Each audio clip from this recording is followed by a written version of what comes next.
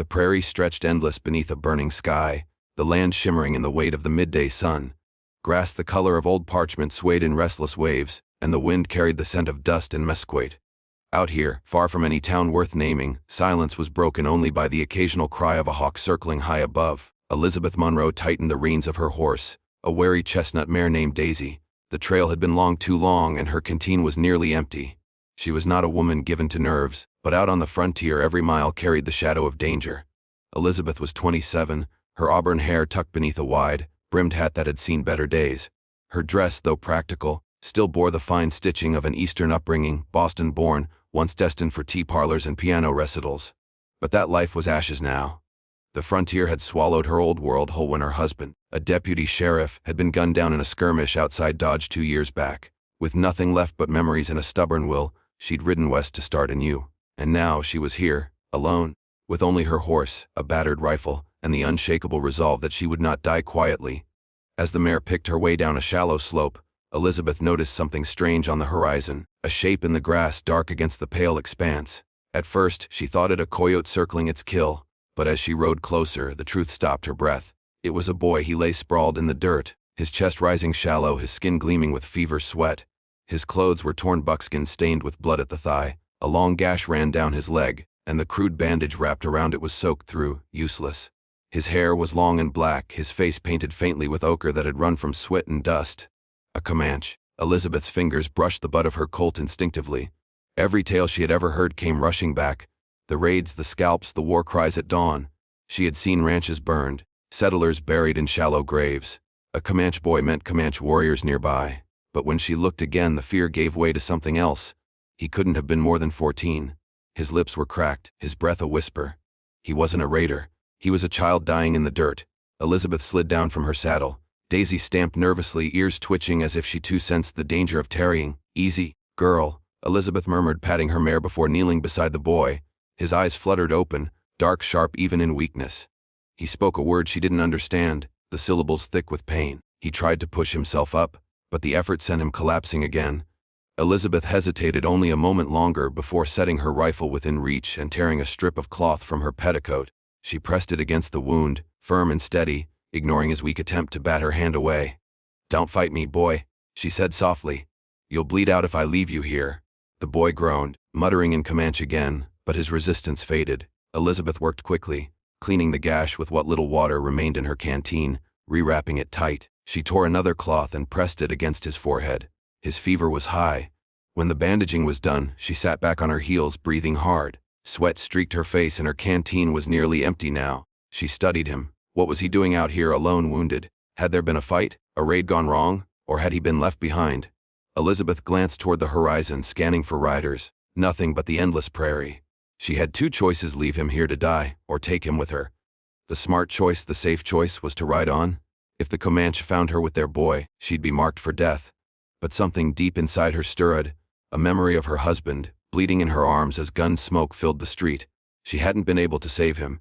Maybe she could save this one. Elizabeth stood, whistled low to Daisy, and pulled the mare close. With effort, she hoisted the boy onto the saddle. He was light, too light, bones and fever. She climbed up behind him, steadying his limp body as Daisy shifted beneath their combined weight. "All right," she muttered, fixing her eyes on the distant line of cottonwoods that marked a creek bed. "Let's get you some water before you burn up."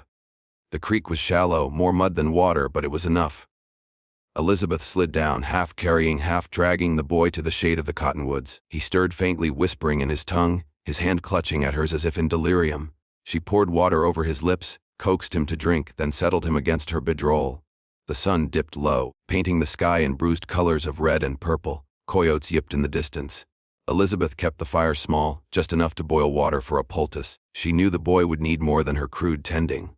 Infection was the true killer out here. Hours passed. The boy's breathing grew ragged, then steadied. Elizabeth dozed with her rifle across her lap, her dreams haunted by hoofbeats and war cries. Sometime past midnight, she awoke with a start. Daisy snorted softly, ears pricked. The prairie lay still, but Elizabeth's gut twisted with unease. She rose, rifle ready, scanning the shadows. Nothing, no sound but the wind, and yet she felt it. Eyes watching from the dark, she did not sleep again. At dawn, the boy woke. His gaze, though fevered, was sharp, wary. He studied her face as though weighing her soul. "My name is Elizabeth," she told him gently. "You're safe for now?" He licked cracked lips, then whispered in halting English, "Chayton." Elizabeth nodded. "Chayton. All right, you rest. I'll keep watch." But she knew rest would not be theirs for long. Because somewhere out there, in the boundless sweep of prairie, warriors would be searching for this boy, and when they came they would not come quietly. That morning she saddled Daisy, secured Chayton, and rode hard toward the trading post 2 days west. Supplies, medicine, maybe even a doctor, if they could make it. But every hoofbeat echoed like a drum in her chest, a warning she could not shake. By sundown the sky burned crimson again. Elizabeth spotted smoke curling faintly on the horizon. Not campfire smoke, not chimney smoke, a column black and heavy. Her heart seized. She urged Daisy faster, cresting a ridge. Below lay the trading post, a cluster of cabins, a saloon, a smithy, all of it smoldering, reduced to charred timbers. Bodies lay sprawled in the dirt, horses gone. Raiders. Elizabeth swallowed hard, scanning the ruin. If this had been Comanche work, then she was riding straight into their hunting ground with their wounded boy. Chayton stirred, murmuring weakly. His eyes fixed on the smoke, and a shadow crossed his face. Elizabeth gripped the reins tighter. The boy's people were near, too near. And she had just stolen their wounded son from the jaws of death. The smell of smoke lingered long after the ruins of the trading post vanished behind them. Elizabeth rode with her jaw tight, eyes scanning every ridge, every shadow in the grass. The prairie was too quiet, as though it held its breath. Even Daisy's hooves fell softer, muffled by some unseen weight pressing down on the land. Chayton leaned weakly against her, his fever still burning. Every so often he muttered words in Comanche, words Elizabeth couldn't understand. But once, clear enough to chill her blood, he whispered, "They will come." Elizabeth swallowed hard. "I know." The fat night she made camp in a dry arroyo. The fire was hidden low, stones banked around it. Coyotes yipped again, closer this time. Elizabeth cleaned Chayton's wound, using the last of her whiskey to keep infection at bay. He winced but didn't cry out. His eyes, dark and steady despite fever, watched her with an intensity far older than his years. "You're strong," she murmured. "Stronger than most grown men I've known." His lips curved faintly, almost a smile. Then he whispered, "Father is stronger." Elizabeth froze. "Your father? He's looking for you, isn't he?" Chayton's gaze didn't waver. He nodded once. "He will find, always." Elizabeth looked out into the darkness beyond the fire. She thought of her husband again. How she had sat with him as he bled. How she had whispered promises she couldn't keep. She wondered if somewhere, even now, a Comanche woman sat waiting for her son's return. Sleep didn't come easy. She dozed with her rifle across her knees, waking at the slightest rustle. Near dawn, the mare shuddered, ears twitching. Elizabeth opened her eyes to the sound of distant hoofbeats. Not one, not two. Many. The sun rose bloody over the horizon. Elizabeth stood on the ridge above the arroyo, rifle in hand, and then she saw them. Comanche riders, dozens, cresting the far hills, painted in red and black, their lances glinting, their ponies swift as shadows. At their head rode a figure taller than the rest, his hair bound with eagle feathers, his chest bare save for paint that gleamed like war itself. The boy's father. Elizabeth's breath caught. She had heard stories of Lone Hawk, a war chief whose name carried across the plains like thunder. If this was him, then she had done more than save a boy. She had taken the son of a legend. The riders descended, 50 strong, dust rising like a storm behind them. They came not at a gallop but with the steady, terrible pace of men who knew fear belonged to others. Elizabeth's rifle felt small in her hands. She looked back at Chayton, who sat propped against her bedroll. His eyes were clear now, fever broken, and he nodded toward the approaching riders. "Father," he whispered. Elizabeth tightened her grip. She had saved this boy's life. But what would that matter to a war chief staring down the woman who had taken his wounded son? The riders encircled the arroyo, horses snorting, eyes flashing, spears lowered. The chief dismounted, moving with the silent power of a predator. His gaze locked on Elizabeth, first sharp, hard, unreadable, then shifted to Chayton. The boy lifted his chin. "Father." The man's expression cracked, just slightly, as he strode forward. He knelt beside his son, speaking in rapid Comanche. Chayton answered weakly, pointing once toward Elizabeth. Lone Hawk's gaze swung back to her. Elizabeth's heart thundered. She lowered her rifle slowly, palms open. "I meant him no harm. He would have died if I hadn't stopped." The chief studied her in silence. His warriors shifted restlessly, muttering, their eyes promising death at the smallest command. Lone Hawk raised a hand, stilling them. At last he spoke, in slow, accented English. "You touch my son, you keep him alive." His eyes narrowed. "Why?" Elizabeth hesitated. 100 reasons flickered through her mind: duty, guilt, loneliness. But in the end, she told the truth. "Because I couldn't let him die in the dirt." For a long, suffocating moment, the prairie held still. Then Lone Hawk rose, towering over her.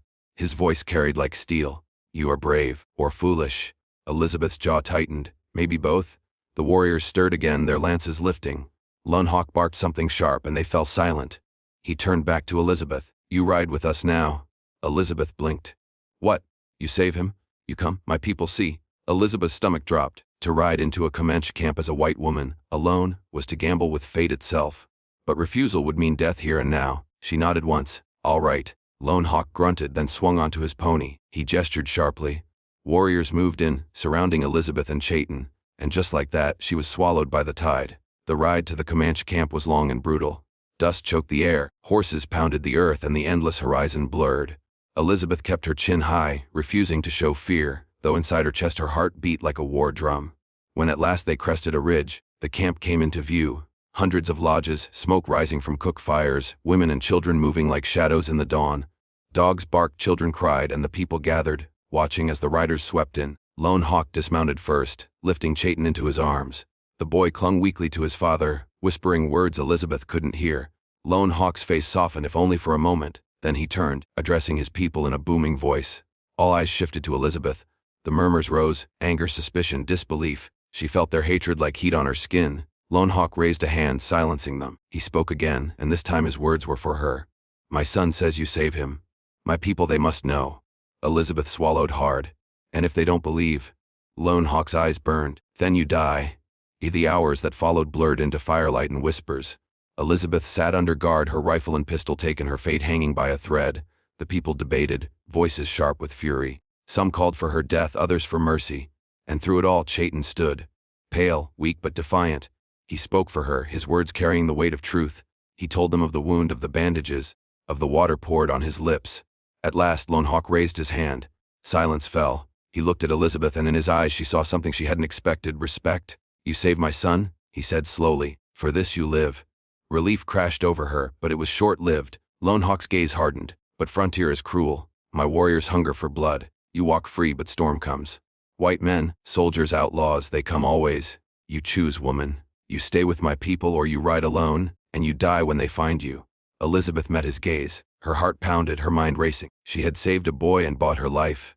But now she stood at the edge of two worlds, neither offering safety.